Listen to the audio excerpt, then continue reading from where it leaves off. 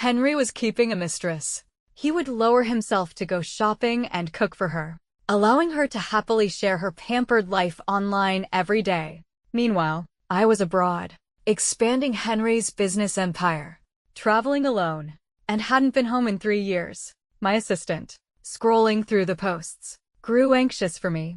She's about to use a child to secure her position. And you're still not going to assert your rights. I smiled. Someone is willing to give him the warmth of a family, allowing me to focus on my career. That's a good thing. What Henry was doing was simply satisfying his need for sexual dominance at the lowest possible cost. But he forgot that I could flip the table at any moment. That evening, after a business dinner where I had to drink several glasses of strong liquor despite being ill, my assistant took me to the hospital for an 4 drip. My phone buzzed. It was a message from Henry. Working late, unexpectedly. Can't make it to France for our 5th anniversary today. The same excuse he had used for missing last year's anniversary. I replied, "Is it that busy back home?" The message sent instantly. But Henry never responded. The fluid from the 4 was cold in my veins. I used my free hand to warm the tube, and my phone slipped. My assistant saw the chat history and hesitated. mistress.He. There's something I've been wanting to tell you for a long time. Do you remember your last assistant, Sophie? She was taken in by Henry right after she resigned. Fearing I wouldn't believe her, she quickly pulled out her phone and found Sophie's social media account. It had already amassed tens of thousands of followers. The latest post was from half an hour ago. 3rd anniversary celebration. My boyfriend insisted on buying me a bag. I said I didn't like the coffee color, but he bought it anyway, telling me to use it for grocery shopping. It's like he can't stand a day without spending money on me. The accompanying photo showed a collection of Hermes bags in various colors. In the bottom right corner, a slender, jade-like hand was visible, wearing a turquoise Rolex. I recognized that watch. I had sent it back home a few days ago as an anniversary gift for Henry. Clearly, the boyfriend Sophie was talking about was my husband, Henry.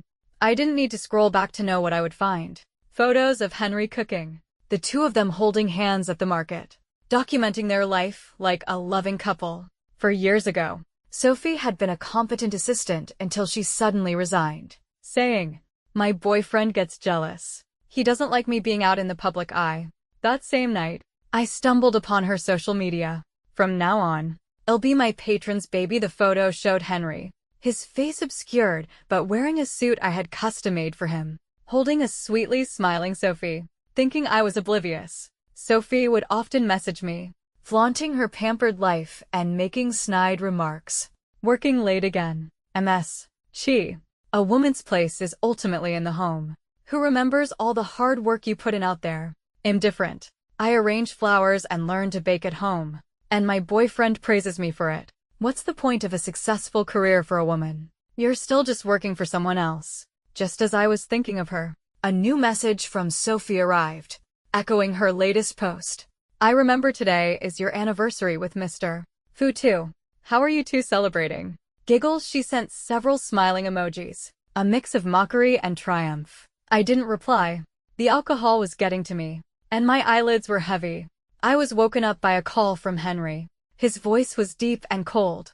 "The people at the branch office said you were hospitalized. The company in France isn't that important. Don't work yourself too hard." He showed a sliver of concern, but his tone was flat, just like him, noble and detached. But 10 years ago, he had cried before me like a homeless dog.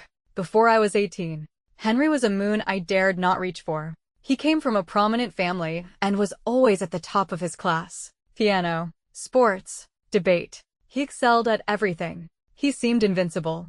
Until after high school graduation, when the moon was tarnished. Henry's parents died in a car accident, and everyone wanted a piece of his family's fortune.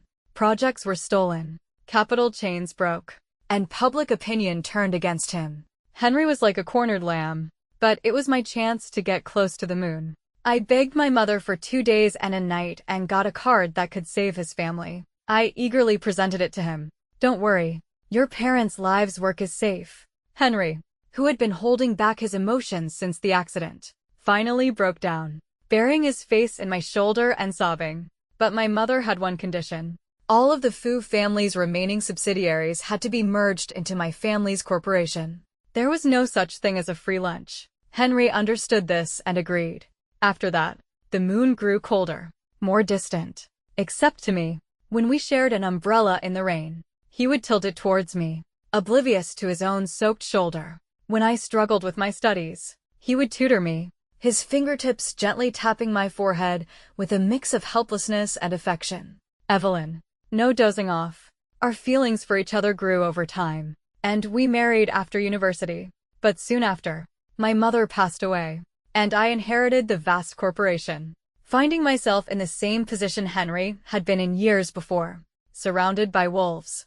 Henry became my shield. He was a natural businessman, with a sharp mind and decisive judgment, conquering one difficult project after another. Gradually, no one dared to challenge us anymore. Yes, us. Henry had earned the board's favor and held the real power in the company. I, the president, was little more than a figurehead.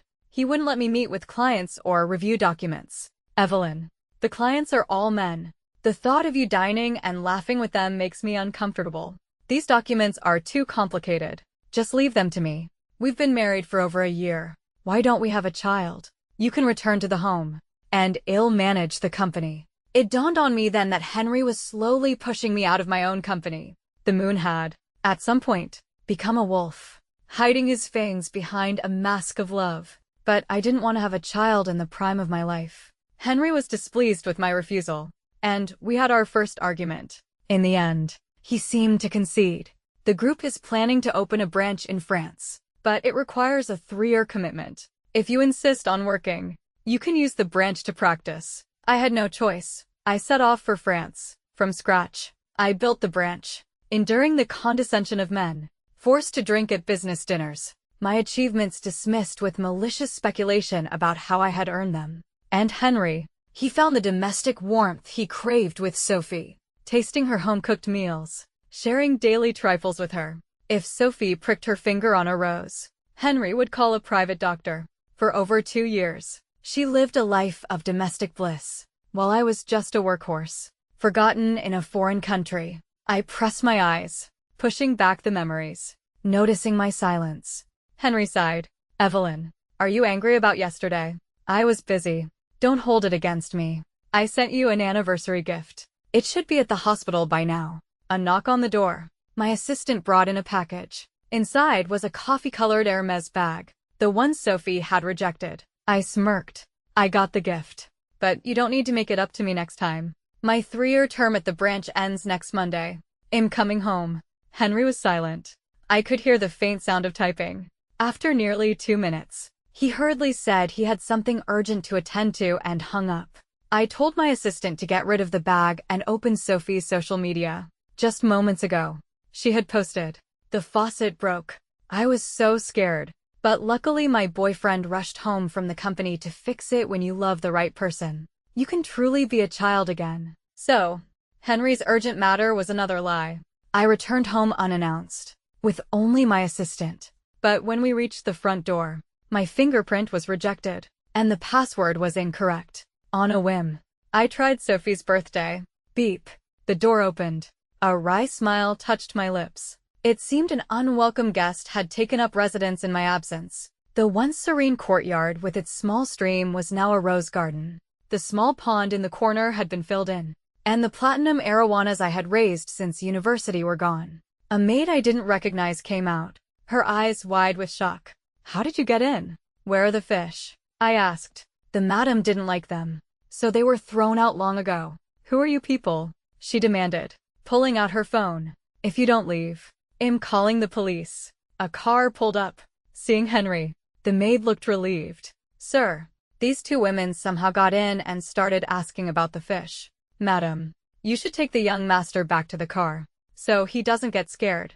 The madam was Sophie, holding a 1-year-old boy. The first day I saw her account, I knew she was pregnant. A perfect, happy family needs a child. After all, Henry and Sophie were stunned to see me. Henry recovered first and coldly dismissed the maid. He then walked over to me. "Why didn't you tell me you were coming back? I would have picked you up." Sophie recently came back to work as my secretary. Her husband is busy, so I offered to give her a ride to the hospital for the baby's vaccination. He explained everything flawlessly. then turned to a grim-faced Sophie. Sorry. I have to be with Evelyn now. You'll have to take a taxi. Sophie left in a huff. Henry led me inside. The minimalist decor had been replaced with a chaotic mess, and our wedding portrait was gone. The house felt empty after you left, so I changed the style, he said before I could ask. And my fish. They died during a storm a while back. I didn't want to upset you, so I didn't tell you. He lied again. The house is filthy, I said, not wanting to hear any more. Get a cleaning service to take out the trash. Knowing he needed to erase all traces of Sophie, I agreed to stay in a hotel for a day. At the hotel, my assistant finally exploded. How shameless. Sophie took over your house, and Henry just let her. Even I can see that maid has been working there for years.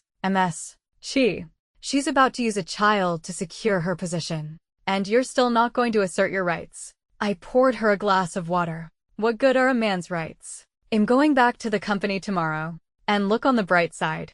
Thanks to someone keeping Henry busy with domestic matters, I've been able to focus on my career. In a way, it's a good thing. But Henry has fallen in love with Sophie. I smiled. Love. What Henry was doing was simply satisfying his conventional ideas about family, maintaining the sexual dominance he couldn't get from me. After all, his wife, had not placed his status above my career, my business relationships, my everything. I was not his model wife. But Henry had forgotten that my family's company would always bear my family's name. As the sole heir, I always had the power to flip the table. My 3 years at the branch were just a pretense. I opened my work chat and contacted several board members. Uncles, I'm back. Are you free for dinner tonight? The next day, I went to the company headquarters. Sophie was there, handing out coffee to the employees, playing the part of the boss wife. She brought a cup over to me.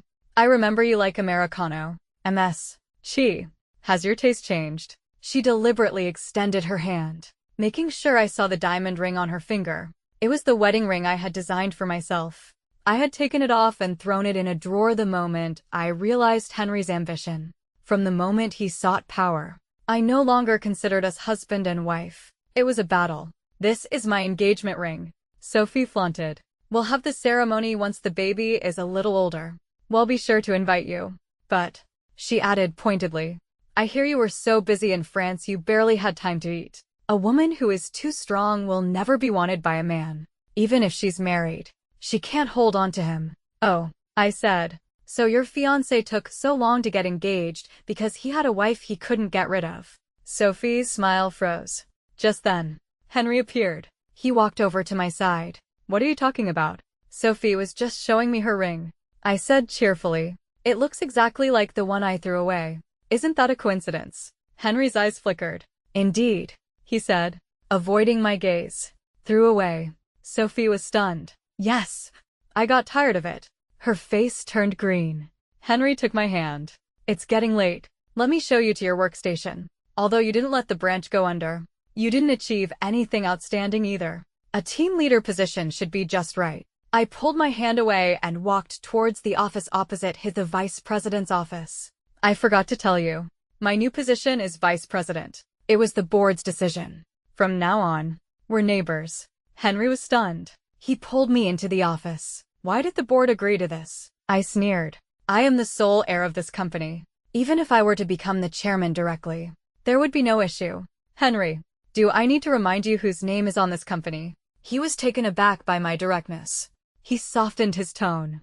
I was just worried you wouldn't be able to handle it. If you need any help, you can always ask me. He regained his composure, still believing I was the same girl who would doze off during his tutoring sessions. No threat to his ambition to become chairman. Henry, unhappy that I hadn't told him about my new position, instructed his subordinates to bypass me on important matters. I didn't care. I was focused on my own projecta partnership with an overseas company that would bring in at least $1 billion in profits. My mother had left me the final controlling stake in the company in her will, but Henry had gained the support of some board members over the years. I needed a significant achievement to win everyone over. After half a month of hard work, I scheduled a meeting with the overseas company. As my assistant and I were about to leave, Henry appeared and took the project proposal from her. Evelyn, you've worked so hard. Let me handle the final meeting. You get some rest. Of course. I agreed readily. We're husband and wife. It doesn't matter who goes. His suspicion vanished. I'll take you out to celebrate tonight, he said, leaving with the proposal. I never realized he was so shameless. My assistant muttered. Neither had I. Before I had the moon, I thought every part of him was perfect. Now that I had it, I realized the moon was no different from anyone else. Let's go for afternoon tea, I said. At a nearby cafe, a notification popped up on my phone. Sophie had tagged me in a new post. It was a photo of her sitting next to Henry, her hand on his sleeve. Begged my boyfriend to take me to his business meeting. Thought I'd be annoyed, but he just ordered me a milk tea. He pretends not to care, but he's so sweet. My assistant saw the same post. MS.She. You should expose them. It would only affect the company's stock, not them. A billionaire man's affair is often dismissed as a dalliance, a sign of his prowess. The blame is usually shifted to the beautiful mistress and the long-suffering wife. I wanted more than just public condemnation. I checked the time. 12 o'clock. Henry called, his voice heavy with suppressed anger. Evelyn, can you come here? I can't close this deal. When I arrived, he was sitting dejectedly in the restaurant's private room. Sophie was beside him, silent. The head of the other company greeted me familiarly in fluent Mandarin. Long time no see, Miss Chi. Long time no see, William. I smiled and sat down, chatting with him. I had already established a relationship with his company in France. We only needed to finalize the details. Henry, with only my proposal, was at a loss. He reluctantly handed it back to me, still wanting a piece of the pie. He moved to sit beside me. You never mentioned you knew Mr. William. Perhaps because you rarely read my messages. He was speechless. William raised an eyebrow. Evelyn, your relationship is my husband. William's gaze shifted to Sophie. I saw her sharing a drink with Mr. Fu earlier, acting like the hostess. I thought she was his wife. I glanced at the tense pair. A pet that doesn't know its place. I apologize for the display. Sophie's face turned ashen. She looked at Henry, expecting him to defend her. But he looked away. She stormed out. I successfully closed the deal without giving Henry any credit. On the way back, he probed. I thought you only handled small projects in France. When did you meet William? I was busy with work messages and ignored him. He placed a hand on my leg. Evelyn, we haven't seen each other in so long. Let's both take a day off and put having a child on the agenda. He was so steeped in his own sense of dominance, thinking a child could tie me down forever. But I had no desire to bear the risks of childbirth. Then or now. I'm on my period. I lied. A blatant excuse. He was displeased. He drove me to the company in silence and left. I knew he was going to see Sophie. That evening, her social media was updated. A picture of her in Henry's arms, waking up in my boyfriend's arms. All the day's unpleasantness just melts away. Shy, what's the use of having money if the man doesn't love you? Tongue out. I told my assistant to stop sending me her posts. It was disgusting. With my new achievement, my status in the company soared. Henry's orders no longer held the same weight. He walked around with a dark cloud over his head. I postponed the celebration for a month, using the time to integrate myself with the employees. Henry, who should have been the star, was relegated to a supporting role. His mood even darker. He kept checking his phone. I caught a glimpse of a message from Sophie. The baby seems to have a fever. Can you come back and take him to the hospital? What's the point of going to that woman's celebration? Seeing her laughing with William. Who knows how she really got that project? Henry didn't even defend me. He replied, I'll be there in 10 minutes. Bring the baby downstairs. He was about to make an excuse to leave when I walked onto the stage. Today is not just a celebration of our new partnership, I announced. It is also the beginning of my official tenure as the chairman of this company. Henry froze, his head snapping up. I smiled. Henry, thank you for managing the company for me during my 3 years of training in France. My mother's spirit will be pleased to know that the man she saved with $100 million has brought the company to new heights. From now on, we, as husband and wife, will move forward together by bringing up the past and with the media present. He couldn't question me. He forced a smile and played the part of the loving husband. After the party, he cornered me. How did the board agree to this? What did you do? He roared. Aren't we husband and wife? Why didn't you tell me? Do you enjoy seeing me humiliated? I showed him my phone. I messaged you last night. You didn't read it. What were you doing then? He was speechless. He had been with Sophie. He couldn't admit it, as a divorce now would be even more disadvantageous for him. He punched the wall in frustration and left. I launched a media campaign, romanticizing our story, emphasizing my family's past generosity to him. Soon, the internet was flooded with comments about our high school to boardroom love story. Meanwhile, I slowly stripped Henry of his power, removing his allies and excluding him from key projects. His position as president became purely nominal. He panicked. He tried to talk to me, but I was always busy. He started bombarding me with calls and messages. Evelyn, what is the meaning of this? Are you trying to sideline me? Do you think one big project is enough to control the company? Don't be naive.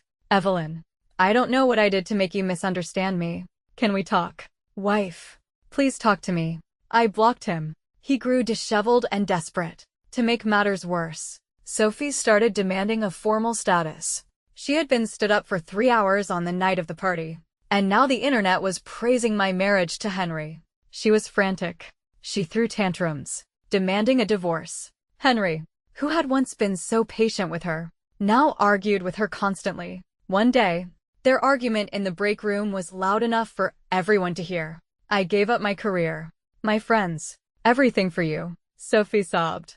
I had a child for you in the prime of my life, and he still doesn't have your name. Why won't you marry me? You did it willingly. Henry's voice was cold. And you were the one who insisted on giving him my name. Did I force you? Who was it that said a child was all she wanted? Who are you playing the victim for now? That night, Sophie, devastated by his cruelty, exposed their relationship online. Affair, mistress, illegitimate child, betrayal. The story went viral. Her own posts became the most damning evidence of his infidelity. His carefully crafted image of a loving husband shattered. I became the pitiful victim. The company's stock, instead of falling, actually rose. Henry waited for 3 days and finally caught me at the company entrance. He fell to his knees, tears streaming down his face. Evelyn, I was wrong. It was her. She got me drunk and seduced me, then used the child to threaten me. He blamed everything on Sophie, his ambition once again hidden beneath a mask of deep affection. Then it depends on how you deal with Sophie, I said coolly. That day, Henry publicly announced that Sophie had manipulated and threatened him. Betrayed. Sophie had a breakdown. I went to her apartment. She was a mess, huddled on the floor. You must be so proud. Evelyn, he chose you in the end. No, I said, placing a lawyer's letter on the table. You got rid of my 2 platinum marijuanas, worth over $1 million, plus the damage to the courtyard and furniture. Let's say $10 million in total. As for what Henry spent on you, well, calculate that later. This apartment belongs to the company. You have 1 hour to pack your things and leave. She had to give back everything she had gotten. I have no money. Where will my son and I go? She shrieked. That's not my concern. I shrugged. But a reminder.